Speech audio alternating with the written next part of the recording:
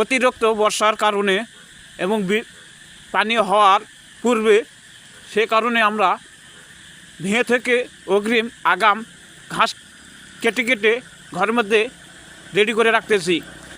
কেন এই কারণে অতিরিক্ত বর্ষার পানি হওয়া থেকে মাঠ জমির পানি হওয়ার পূর্বে মাটিগুলো অনেক নরম হয়ে যায় এবং ঘাস আনা এবং ঘাস কাটা অনেক কষ্ট এবং পরিশ্রম হয়ে থাকে, এবং সেই কারণে আমরা ঘাস বেশি করে কেটে নিয়ে এসে জোগাড় করে গরুর খাবারের জন্য।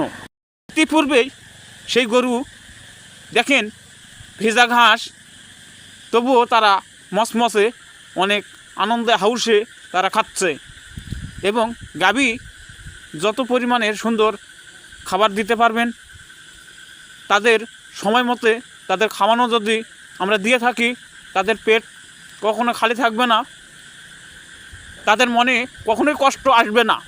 আমাদের খাইতে একটু লেট হয়ে গেলে আমরা অনেক চিল্লাপাল্লা করি এবং অনেকে হইচই করি, বাড়ির মাথায় তুলে রাখি। খিদা বড়ই খিদা যে পেটের নিবারণ খাবার।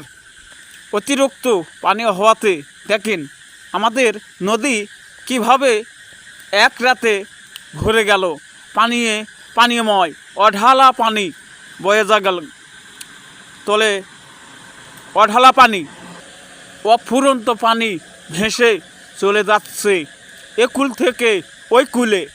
গাঁয়ের এক ছেলে এই পাড়া থেকে ওই পাড়া তার বাড়ি মাছ মারার জন্য আইসে কারেন্ট জাল নিয়ে শখ করতে। শখের বসে মাছ মারতেছে নদীর কূলে।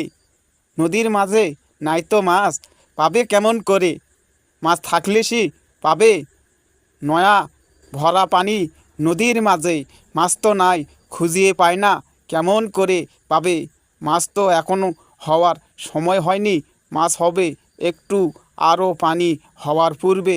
তখন নদী নালা পুকুর উছলে যখন মাছ বের হয়ে আসবে তখন নদীর মধ্যে মাছ পাওয়া যাবে এবং জাল খাওয়াবে অনেকে হাউসে আনন্দ করে। তখন কলসি ভরা, তখন ব্যাগ ভরা বুড়োর ঝুলি মাছ যাবে ভরে।